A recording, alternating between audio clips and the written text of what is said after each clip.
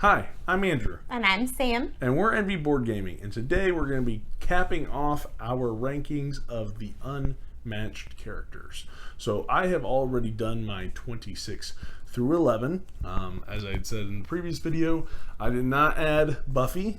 I do not own Buffy. I have not played Buffy. I have a pretty good idea of where they would fall, which would be pretty much the bottom. So I didn't include them in my rankings, as well as the T-Rex and Ellie Sattler are not included in this because I do not have my copy yet. And again, I play tested them. We both play tested them like 3 years ago.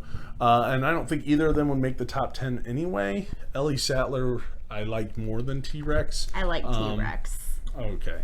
And so they might be I want to play the finalized version before I try to rank them and everything. So I'm going to kind of wait on those, but give you more of a reason to go and watch that. It's been a long time though. Right. It's been like 3 years. So I've compared the cards and the abilities and stuff, which are still really, really similar. But if you want to see where those will fall, you'll have to watch that review when we finally get our copy and do the review on that set. And so you'll know where those fall on our list. I'll just tell you now, neither one of them are going to fall within my top 10, just kind of as a heads up. So I already kind of have an idea. It'll be nice to have an actual T-Rex, because remember when we play tested it, we had to use Eli's T-Rex toy. Yeah, his dinosaur toys is what I use as like a substitute. Which actually worked. Yeah, well the mini is not this, it's like this. It's big. So anyway, with that being said, I did my 26 through 11, so go ahead and go check that out.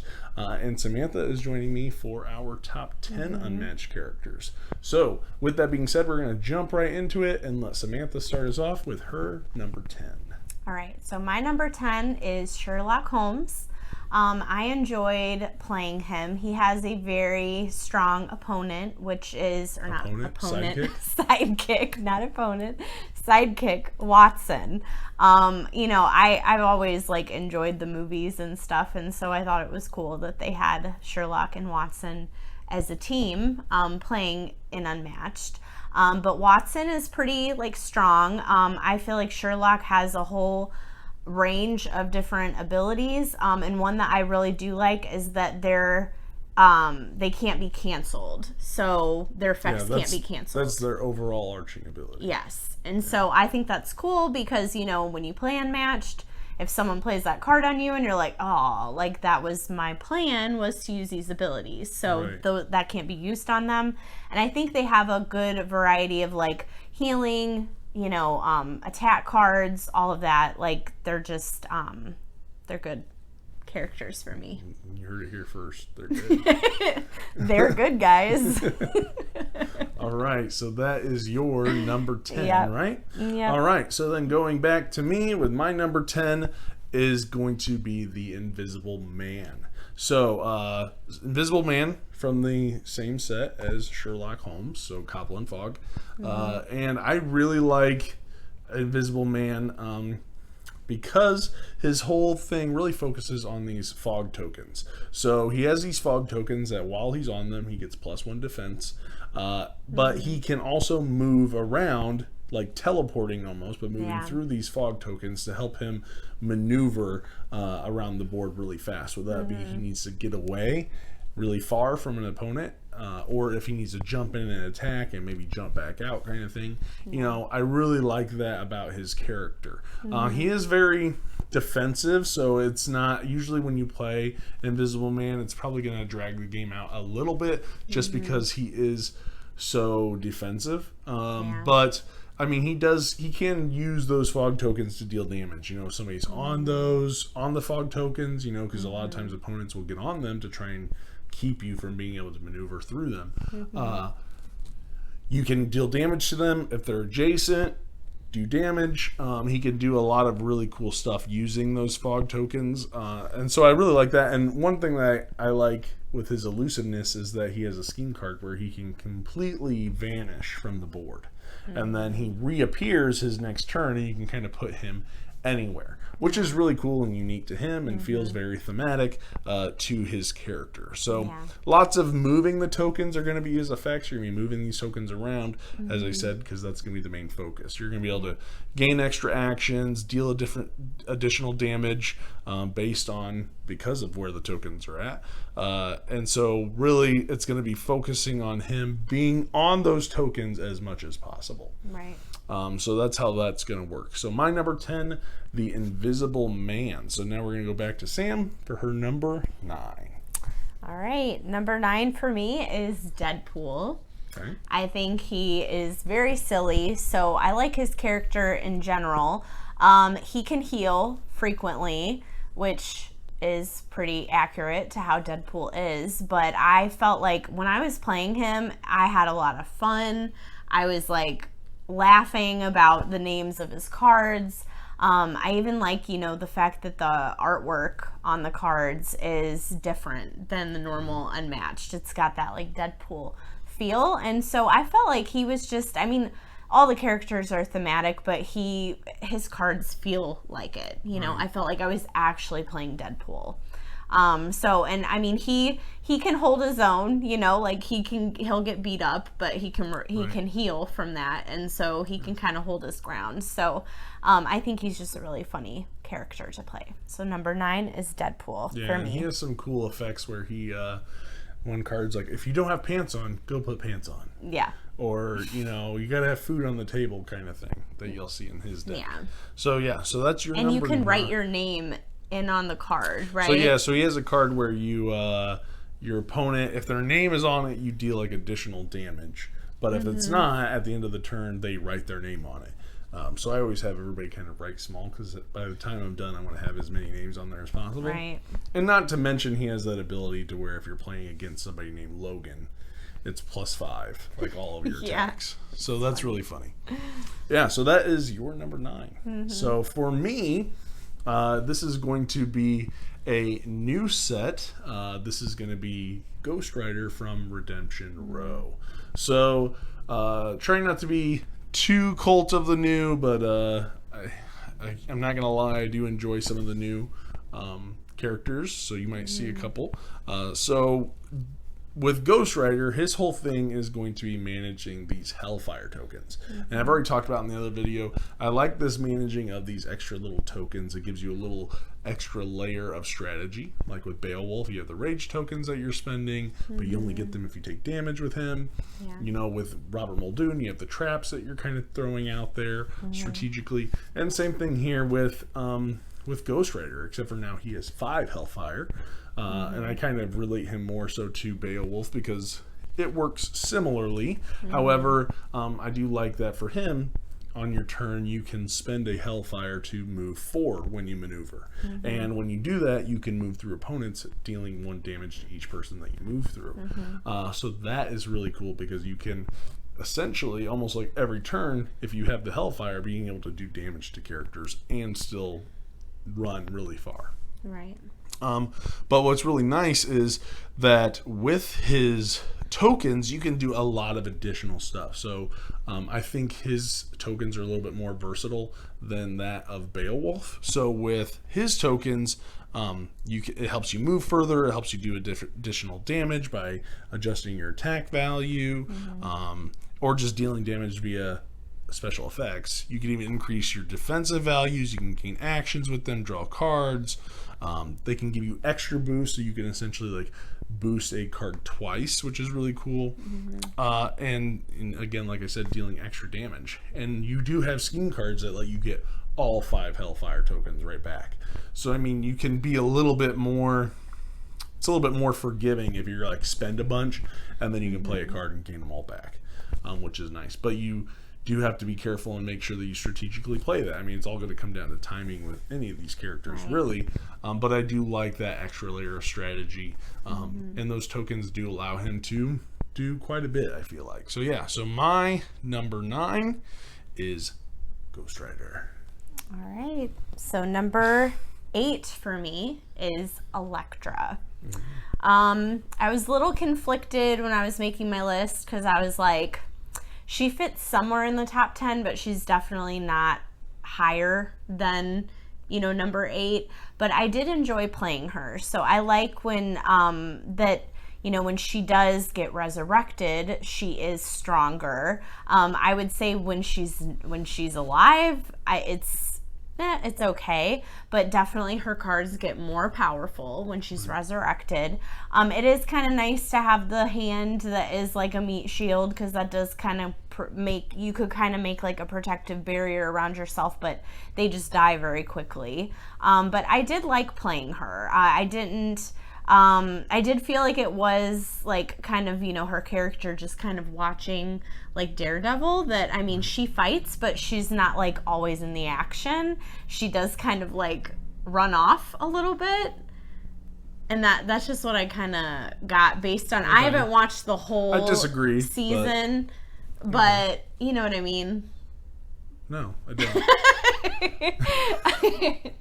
I mean, I haven't watched the whole season. Are you talking about her gameplay? That she's like Daredevil in the way you play her character? No. I'm saying I'm saying like in the show, where I've seen her like evasive? In Daredevil. Yeah, like she's not. Okay. She'll fight, but she's not always all up in the action. She is very like, I'm gonna hit you a couple times and I'm gonna run off. Okay. You know what I mean? Interesting. I don't know. Hey, it's your opinion. You do. Yeah, I mean, you've seen the show really more than I have, but I don't know. I kind of got that vibe where like, she does have those. The hand that is there to kind of protect her, essentially. So, right. Yeah. So number 8 for me is Elektra. Yeah, she was my very bottom. She was my number 26. So she was dead last for me. And I think that was because I felt like she dragged the game out way too long, and it was just kind of like, stay alive as long as you could at the beginning. You kept running away from me. Right, because that's what it feels like. Make your hand go and make your opponent waste their cards. Yeah. Run away as much as you can until you eventually die. And then when you come back, make sure you have the right set of cards and then just go for it. That was the first time I've ever ran out of cards in an Unmatched game, was playing her. Right, but when I played against you her. died right when you got to the end, though. Like, yeah. I came in and I knew you didn't have anything, so I just, like, destroyed you. Yeah. So that is your number 8. 8, yeah. So I'm going to stick with the Hell's Kitchen theme because mine is the other one that you mentioned, and that's Daredevil. Again, I'm not trying to be Cult of the New. I do like some of their characters, but this is, Ghost Rider's 9, this one's 8. I mean, come on, they're not way up there. They're good, and we'll see where they'll go in the future. But I really like Daredevil because I feel like he's so risky to play, right? We keep talking about theme, and with him, it's like Daredevil always likes to, I don't know, almost push the envelope. Right, push the envelope, live life on the edge. Kind of always wanted to be like taking a risk every single turn, because his ability is all about, if you have 2 or less cards in your hand, you can blind boost. Right. Or if you don't have any cards in your deck and you play the Devils of Hell's Kitchen card, this is an 8 instead of a 4. Right? And so you have to be very careful about what you do when you do it, because if you mess up, you're not really well prepared to then take defense, because like you're going to be burning through that smaller deck, like Elektra, he has a smaller deck, and so you're going to be kind of burning through these cards. I believe he has 22 in his deck. And so what you want to do with your abilities, but then you also want to make sure you don't lose that Devils of Hell's Kitchen card, right? Because if you mess that up and you don't have the scheme to be able to get those cards back out of your discard, you're really kind of going to be, it's again going to be a timing thing. So when I'm playing those Devil in Hell's Kitchen cards, I want to know, okay, how many times have they played their feint cards? I think about that. I'm like, ooh, what are the chances of them having a cancel all effects kind of card? And so that's always very interesting when it comes to that, because you're taking a risk. And I like that. I like that every single time I'm kind of pushing my luck a little bit. And again, he feels very thematic. I feel like Daredevil is always getting his butt kicked in the show, and just when you think he's about to like be killed, he somehow gets stronger and he always comes back and wins, kind of thing. And so that's why I think Daredevil, really fun to play, a little tricky to play, but I like that, where you're always living life on the edge kind of thing. And so, yeah, my number 8 is going to be Daredevil. Okay. All right. So number 7 for me is Little Red. I enjoy playing her for like the basket abilities. So whatever's in your basket, if I don't know, like the way that you play her is, I mean, you got to think ahead, but I really like the gameplay because it's like whatever's in the basket, if you have a certain thing in the basket, then you get to use a specific ability. Like it makes the cards stronger. So it almost is like you gotta plan ahead what you're gonna put in your basket and then plan your next turn, or what could possibly next 3 or 4 turns. I mean, it doesn't always work out that way because you don't know what the other person's gonna do, but at least having an idea. And so I like that. I like that I can maximize my abilities by just like, having a certain thing in my basket. So that was my favorite part about playing her, is you do have to be very strategic in the way that you play her cards, but she is a good character to play. Yeah. If you do it right, she is like a powerhouse.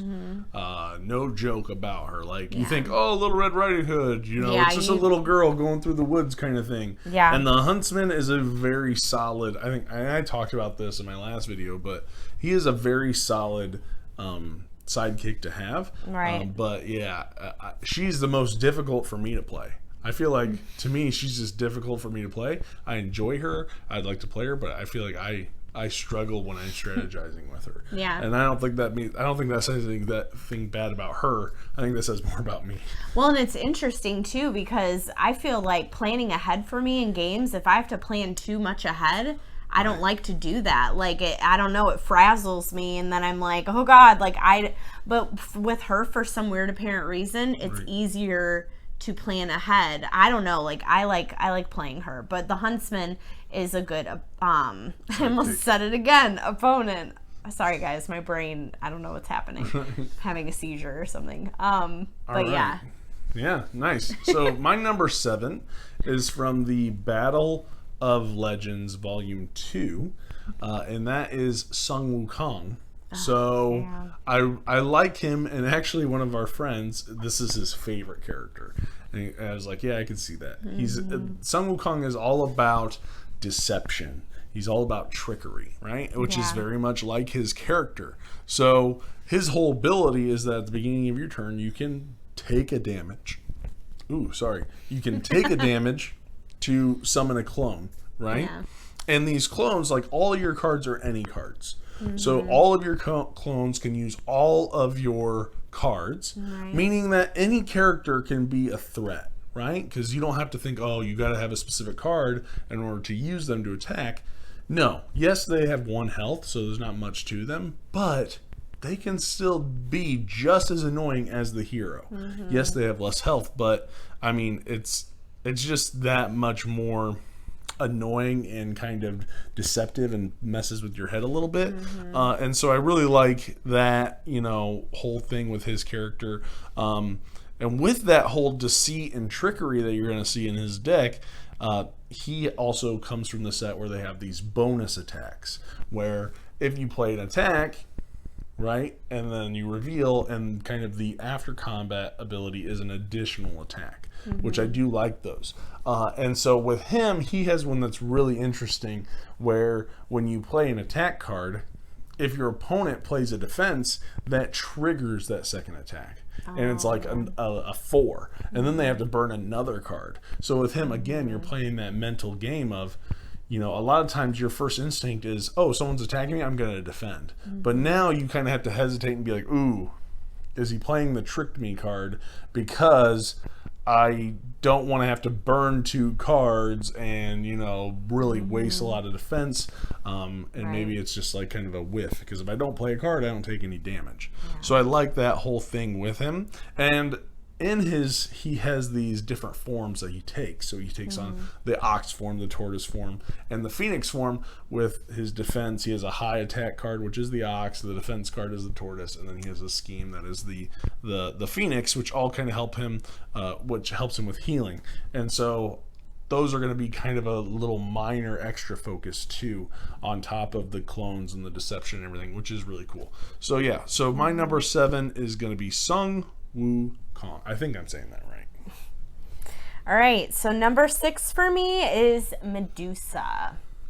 She originally probably would have been higher, but I've played other characters and new ones have came out, so I'm like, but in the beginning... She's the OG set. She's from the OG set. Yes, the original set, and I love playing Medusa. It's been a long time since I played her, but she's awesome. So I could really care less about her sidekicks, but the harpies. Yeah, I could care less about those. They die so fast. It's just kind of like, whatever.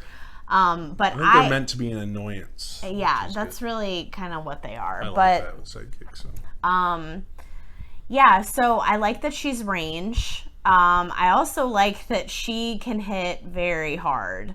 Like, if you're in her zone, right? Like, right, at the start of her turn, if they're in your zone, you can deal damage. Yes. So, like, you don't even have to do anything and you're dealing damage because, like, her, and she's got that stone glare or whatever it's called. Is that the card? Stone gaze? The gaze, yeah. Stone gaze. Yeah. So, I mean, I think it's just, she's cool to play and she's very powerful. So, I like Medusa. Yeah. The only thing is don't play her up against Luke Cage because he automatically gets 2 defense, so that gaze of stone or stone gaze card is not going to do anything to him. Yeah. So something to keep in mind. But yeah, she's good. She's like I like her ability. It's just slightly better than Dracula's, I feel like. Yeah. Okay, so number 6 is a crossover with Samantha's number 10, which is Sherlock Holmes. Oh. So we kind of mentioned some of this already, but him and Dr. Watson, their abilities that their cards cannot be canceled. So you can cancel the any cards, but not anything that says Sherlock or Dr. Watson on them. So that's really interesting, and a lot of people would say is pretty overpowered. I don't know. I think Sherlock is beatable pretty easy. Like, not, I shouldn't say easily, but I don't think it's like some people think he's like, oh my gosh, like so overpowered. It's ridiculous. I don't think it's that crazy. But he has a lot of adjacency effects that help him with recovering health, dealing damage, drawing cards, even swapping positions with characters. And one thing I really like about him is the predicting the card values of your opponents, because you can, if you predict their values, then you can like essentially be like, oh, you get rid of the card. Like, oh, do you have this card or do you have this value? Oh, you got to get rid of it. If not, you got to show me your hand. There's a lot of messing with your opponent's hand with these values and everything. Right. So that's really cool too. And also, with Watson being ranged and he has some decently high ranged attacks, with Sherlock being melee and Watson being ranged, they have some good back and forth there. You kind of cover all of your bases when it comes to Sherlock Holmes. So yeah, so that is my number 6, Sherlock Holmes. All right. Number 5 for me is Invisible Man. Oh, crossover. Yeah. Okay. So, surprised this one's high, man. Yeah. I was surprised by Elektra and now Invisible Man. Wow. Yeah. Invisible Man, I don't think I didn't play him like as soon as we got the set. Right. I remember that was one that we play tested. Invisible Man was one of them. Yep. Sorry, but yeah, like I didn't play him for a while, and then I did, and I was like, I really like. I just wanted to try it out, and I was like, I really like him. I love the fog tokens. I think it is cool, like you said, teleporting wherever through, and you can move the fog tokens too, which is cool. And so I think that made for a very interesting game, and it does prolong the game, but I feel like that's just part of his character and being able to jump off of the board and then get back on the board. And so I liked that you could move super fast. Right. So that was probably my favorite part about Invisible Man. Yeah, he's a good character. Mm-hmm. I like it. And his mini is the coolest. Like the fact that you have like almost a floating hat over, and there's no face or head or anything there, which is really neat. So yeah, it's one of my favorite minis. All right, so my number 5 is a standalone one character pack, and that is Bruce Lee. Mm-hmm.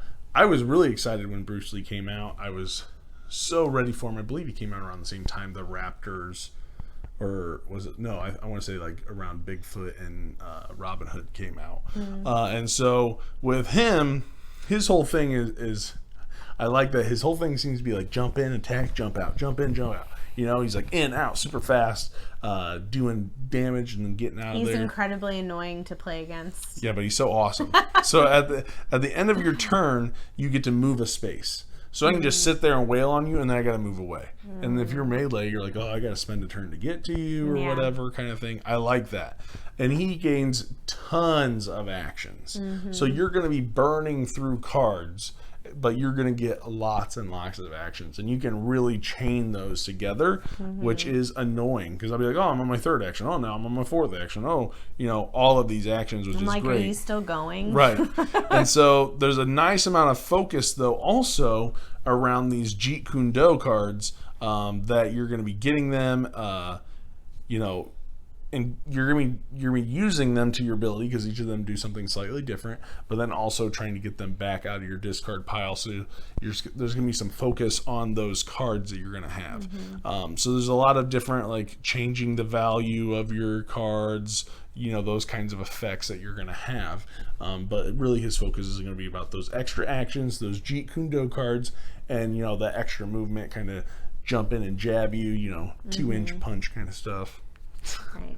So yeah, I really like him, and probably because he is annoying for people that they play against, but I think he's super strong. Very, I like him a lot. Very annoying. My number 5.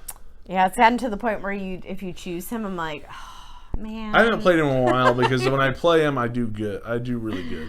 I'm like, who could take him out? Okay, so number 4 for me is Ghost Rider. I really liked playing Ghost Rider. I love the fire tokens, to be able to spend those to move more spaces. I love his abilities. He's a strong character, and I love that he can run people over and do damage. Mm-hmm. So, I mean, in a nutshell, that's why I like him. Wow, a little malicious. I know, it is. I like it a little too much. Yeah. So I won't repeat anything you said because you did talk about him. A lot of overlap there. Okay. Yeah. My number 4 is one that I feel like you hate when I play him. And that's Dr. Jekyll and Mr. Hyde. I think I hate Bruce Lee more. Really? Or Sun Wukong. So with Jekyll and Hyde, he is obviously going to transform between the two. Yeah. And depending on who you are, you have different cards. So you'll have Jekyll cards and Hyde cards. And Jekyll is going to be more of the defensive. So a lot of your defense cards are going to be for Jekyll. And then your really hard-hitting cards, your attack cards, are going to be mostly Hyde. Although, if you maneuver while you're Hyde, you're going to be taking that damage. And so you take 1 damage when you do that. But what's nice is you kind of get to decide who you want to be at the start of your turn. Yeah. Right? So I think a little bit about like Alice, right? You can be big, small kind of thing. Although I have a little bit more control over this as to when. Alice, you have to have a certain card that lets you change, that kind of stuff. This one, I get a little bit more control over that. So I like that. So, right. And then kind of balancing, okay, who do I want to be based on the cards I have in my hand and what I want to do, and kind of setting myself up for even when it's not my turn. Right. So I really like that. Especially he has this card called the Duality of Man. And depending on who you play it as and for what action. So if you're Jekyll, and because it's a versatile card, that's a value 3. But if you play it as Jekyll for defense, it's a value 6. But if you play it as an attack card for Hyde, it's a value 6. So depending on how you use that card, it kind of changes, which I like that. I like when it's like, ooh, depending on how I use this card, it reacts differently.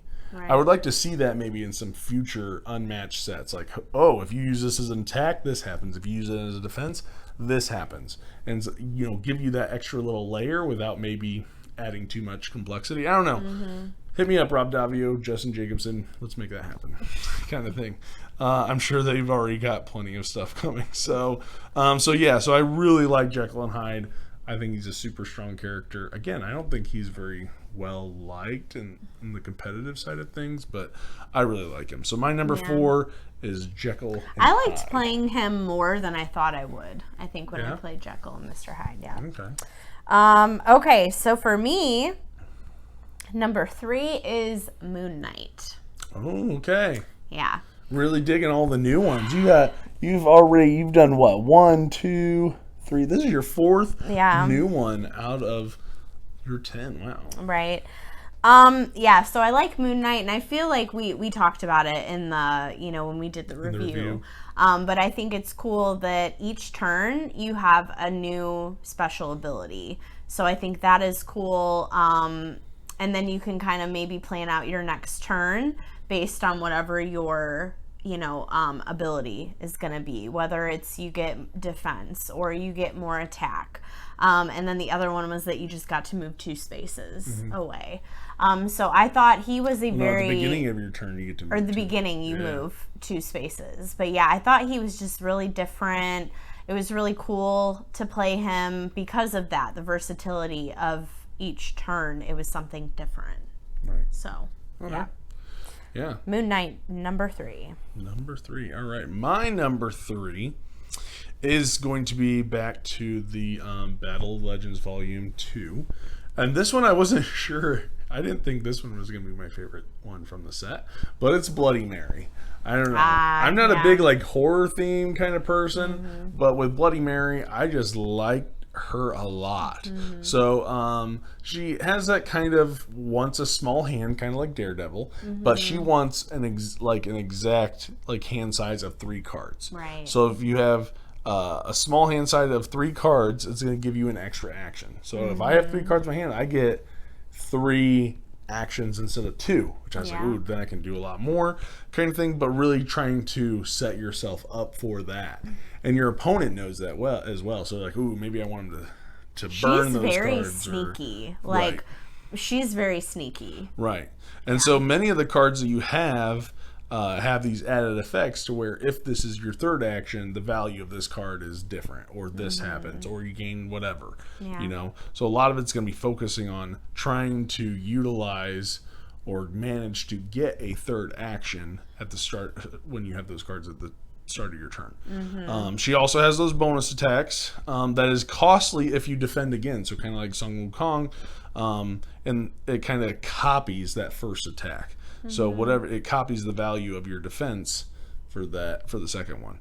And you get boost effects using your opponent's cards. I'm always a fan of wasting my opponent's cards in order to make my cards better. So I do like that. I like that kind of mirroring effect with the cards, so it's again very thematic, a little tricky to get her to have those cards that you need when you need them, so you get those extra actions. But my number 3 is Bloody Mary. Don't say it 3 times. Okay, so for me, number 2, it's another OG one. Oh yeah, it's Alice. Oh, okay. I figured she would be high. Yeah. I still, after all the games we played, I still love Alice. I feel like she is a super strong character, but it is also really cool. I love the, you choose whether you want to be small or you want to be big, and you got to kind of plan that out, and is based on, the cards that you play, like you said. Play those cards to transform. Yes. So in order to do that, you have to have the right cards, but I feel like that is a huge benefit for her, is the defense, or when she's small, she has more defense. +1 defense. Yeah, and then when she's big, she has more attack. Yeah, +2 attack. Yeah. +2 attack, yeah. So I like that about her. I like that she can change back and forth. And I've always loved Alice from Alice in Wonderland. And I know it's not exactly the same character, but... She's got a giant sword in this game. Yeah, she's more badass, definitely, in Unmatched. She's, and she's got her Jabberwock So Yeah. I think that's cool. I mean, I love the character in general, but yeah, so she is number 2 for me. Yeah, awesome. Number 2 for me is also from an OG set. So I mean, I can't be too Cult of the New, because my number 2 is Sinbad. I really like Sinbad. I was so tempted to put him at number 1, and to be honest, this is probably the hardest list I've gone through, and I went like deep into how I was ranking these characters. And from 1 all the way through to 26, it was rough at times. At least the top 22 were rough. I feel like the ones below that were a little bit easier for me to put in order. But Sinbad, getting back to my number 2, Sinbad is going to focus heavily on these voyage cards that he's going to have. Okay, because these voyage cards are going to increase his attacks, increase his maneuver. Like his whole ability is going to be increasing your movement speed based on the number of voyage cards that you have in your discard pile. So the more of these voyage cards that you have played, the faster you're going to be able to move. And you have 7 different voyage cards in your deck, and each of them are going to add a value. So for every one that you have in your discard, you're going to add 1 to the card that you're playing. So each voyage card is going to play off one another during combat. So your attacks are going to get stronger and stronger as you play more and more of these voyage cards. And then also, let's see. So each voyage card adds value to your attack. And then it's going to also have extra after combat abilities where they might add movement, help you gain health, gain extra cards, deal extra damage, and even being able to get all of those voyage cards back out of your discard pile and then kind of go through it again. Yes, you're going to be weak for a little bit, but you're going to have all those cards back again, which makes your deck last a little bit long, makes the cards that you have last a little bit longer, and then you just kind of keep going, which is really cool. So if you do it correctly, you can do a ton of damage and really run circles around your opponent. I don't care who you have. If I have enough voyage cards in my discard, I'm going to be able to get to you within 1 action. Easy peasy, because I can move so fast. And I really like that as the game progresses, he just gets stronger and stronger. And so I feel like you have to be kind of aggressive when you're playing against Sinbad, because as time goes by, he's only going to get better. So, yeah. And the Porter is a really good sidekick as well. I like the Porter as well. So, my number 2 is Sinbad. Okay. So, number 1 for me is Yananga. Yeah. I love playing her. I love that she's range.